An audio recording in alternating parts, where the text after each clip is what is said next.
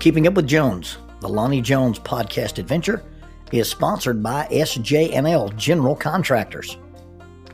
They are licensed in both Alabama and Tennessee, and they provide services such as mass grading, storm drainage, sewer and concrete improvement, asphalt paving, erosion control, demolition, and heavy hauling. If you need any of these services, contact them 931-433-4660, 931-433-4660. Also, they are in need of heavy equipment operators, concrete finishers, CDL dump truck drivers, and pipe layers. If you're interested in employment with this family-owned business, you can go to the website www.sjnl.com.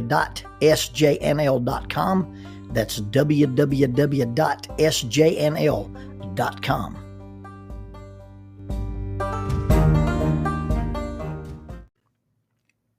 It was close to midnight. And for whatever reason, my being aware of the fact that it was close to midnight had Michael Jackson's voice in my head. And I could hear those opening lines from Thriller. It's close to midnight, and something evil is lurking in the dark. Well, it was close to midnight, and I was in a middle school gymnasium.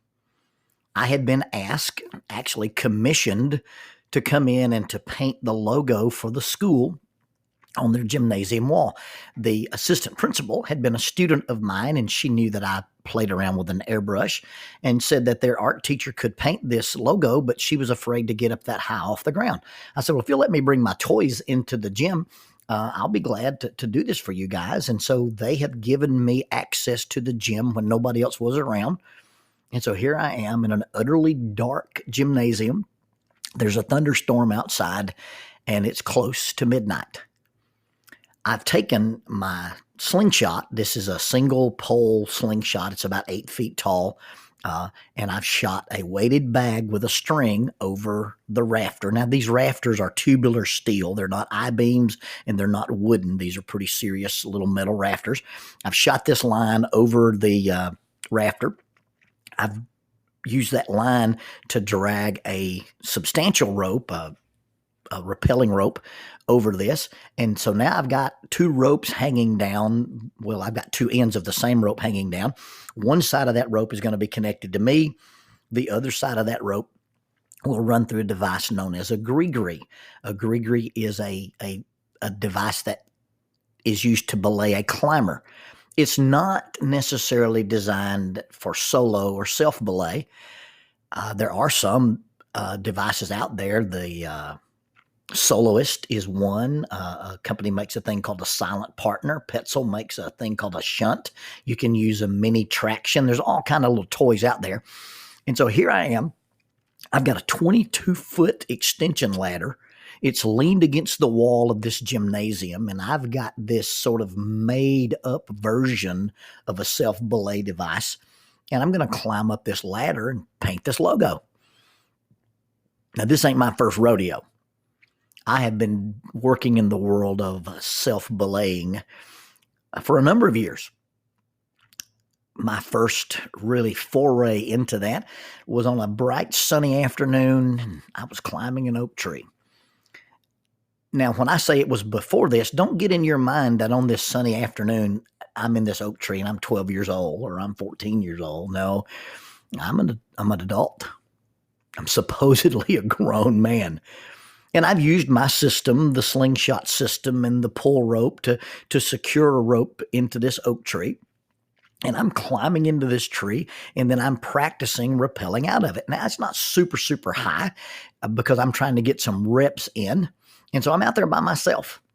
In order to climb into the oak tree, I'm using a system of little hitches. We call everything we tie a knot. It's really not. I'm using a thing called a prusik knot. It's a sling of about 7-millimeter cord tied with a double fisherman's bend so it makes a loop. And you wrap that loop around the rope, and there are several different ways to do that. You can wrap it inside itself. It's called a prusik knot. You can wrap it around like a snake climbing a tree, and it's called a climb heist. Some people use a taunt line hitch. lots of different ways to use a friction type hitch to climb into a tree. Well, I'm climbing this tree, and then I'm sliding down the rope using a figure eight descender and practicing. I don't know if I was practicing bounding or practicing my landing or practicing a quick exit. I don't really remember why I'm in this tree.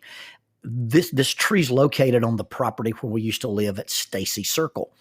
Now, Stacy Circle, that little lot was pie-shaped, looked like a slice of pie.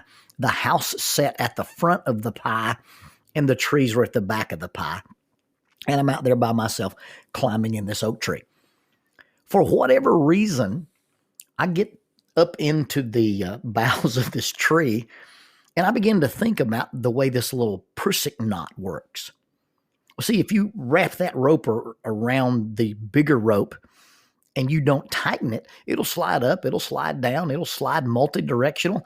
And then all you have to do is put a little bit of pressure in the trailing loop, and it'll squeeze that rope like a monkey's fist and lock it down.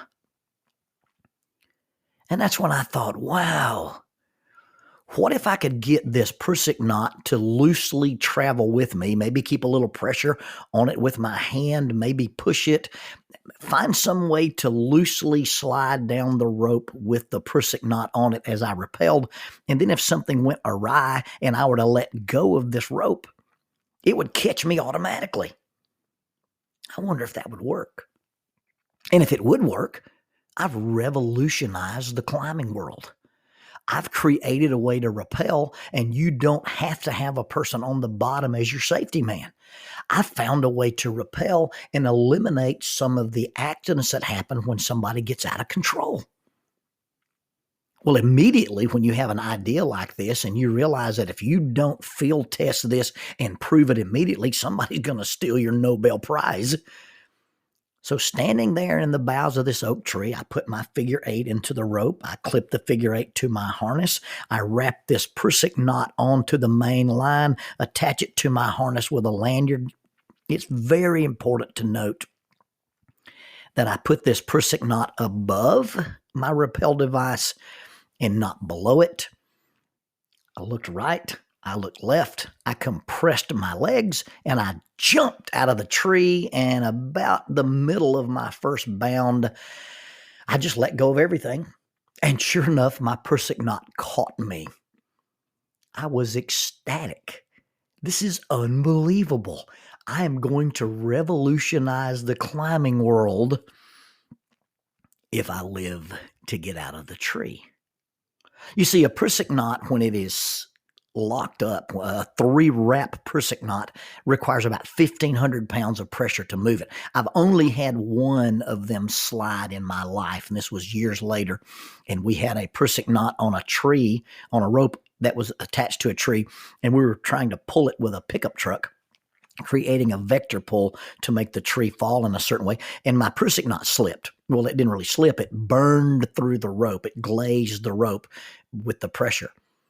So if you're rappelling and you let go of that prusik knot and it's above your rappel device, it will catch you, but it will not release you. There's a thing called suspension trauma. Between 1957 and 1968, they discovered on different occasions about 5 different climbers had died and they didn't know why. They discovered that if you hang in a harness in a near vertical position long enough, you can have venous pooling in your legs, and it will restrict the blood flow, and you can die from hypoxia, cerebral hypoxia, because the blood flow doesn't work well when you've cut off those major arteries by hanging in this harness. So here I am in my backyard. I've invented the greatest thing since sliced bread when it comes to rappelling, and I'm probably not going to live the afternoon to tell about it because I can't get out of this rope. Now, I really didn't invent anything. All I did was add a chapter to the Wile E. Coyote book, Fiascos, Debacles, and Worst Case Scenarios. You see, the system that I thought I had invented, been around a long time, is called an auto block. The auto block system requires that your prusik knot or your climb heist knot or your auto block knot be below the rappel device, not above it. I'll make a YouTube video and show the differences in these things sometimes. And you can find it on my YouTube channel under ropes and tricks. But here I am hanging in this tree and I can't get myself down. So I push away from the tree and I just mildly yell, Jackie, because she's an acre away and she's inside the house. No response. I push off the tree again and yell, Jackie. No response again. I circle the tree and swing way out and yell, Jackie! And there's no response. I end up turning upside down and screaming at the top of my lungs, Jackie! And I see the curtains in the house, the little curtains above the sink in the kitchen, open and close very quickly. No response.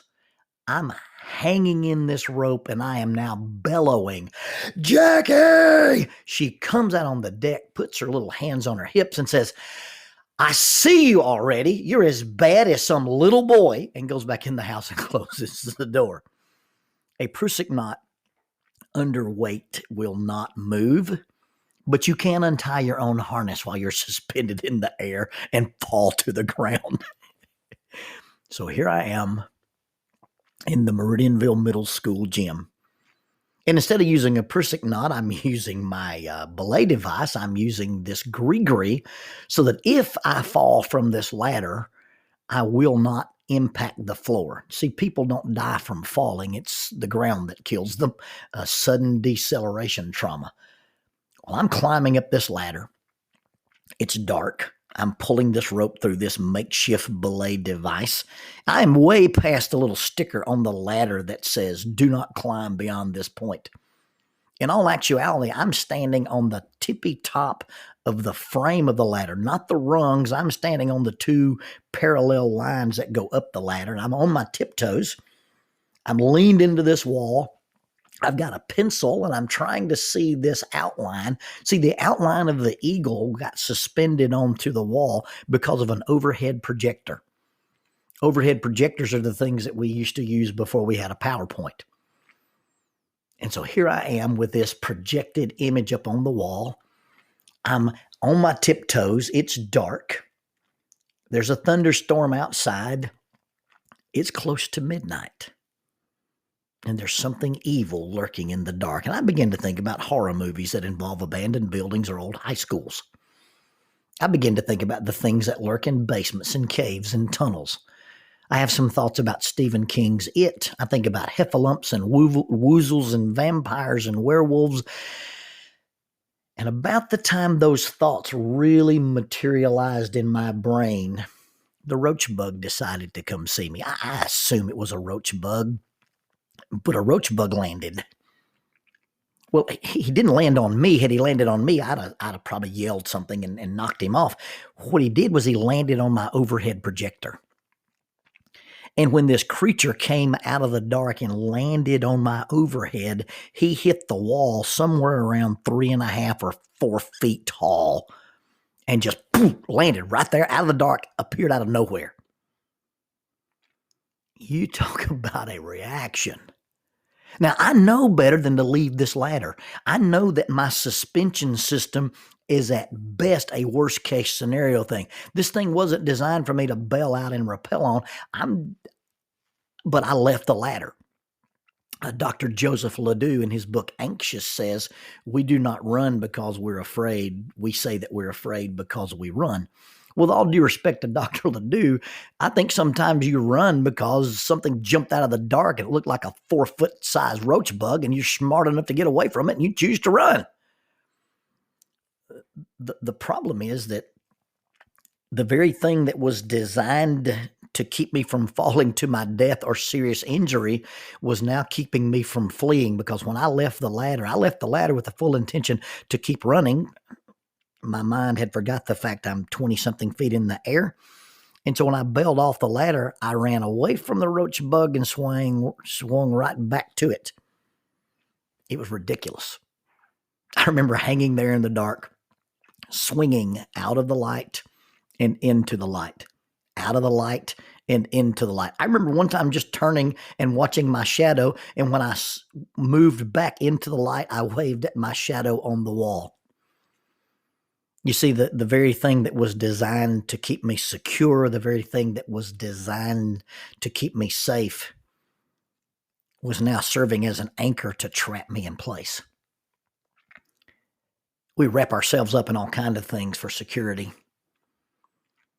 We choose to tie ourselves into things and get locked into things, and sometimes they end up being the things that trap us where we are when we really need or really want to move.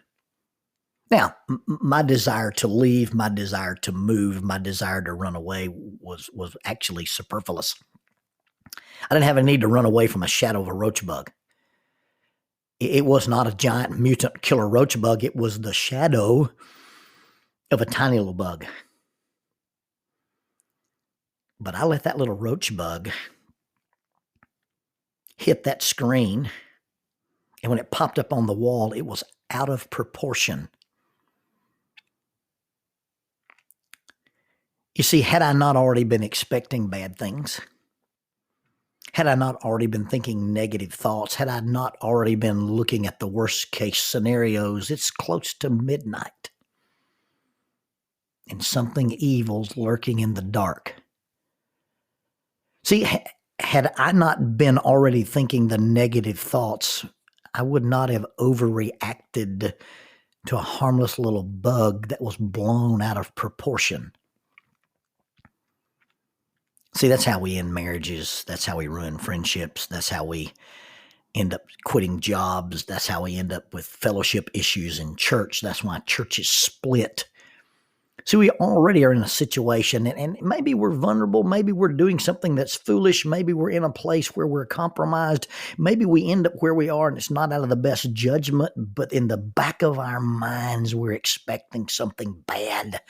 In the back of our minds, we're thinking that something can go wrong.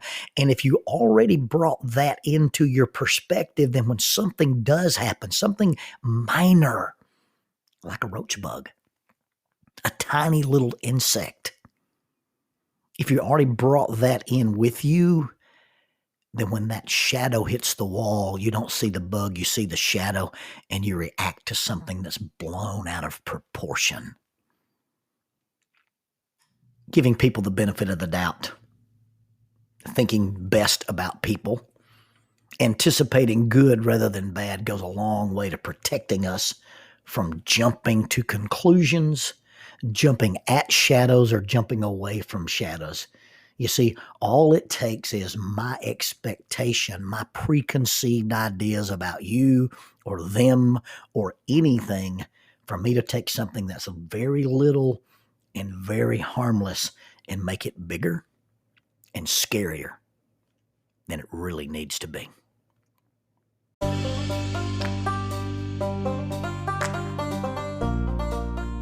There are 32 miles of cave passages in Cumberland Cavern. 333 feet underground is the Volcano Room. The Volcano Room is the site for the youth rally known as Erupt. It's an underground youth rally. It's an annual event. It takes place in October. The next Erupt is scheduled for October of 2021. Erupt is a sponsor of Keeping Up with Jones, the Lonnie Jones podcast adventure. If you'd like more information, you may contact them at eruptyouthRally@gmail.com. That's eruptyouthRally@gmail.com. Or check out their website for more information, 3 W's and a dot, eruptyouthRally.com, www.eruptyouthRally.com.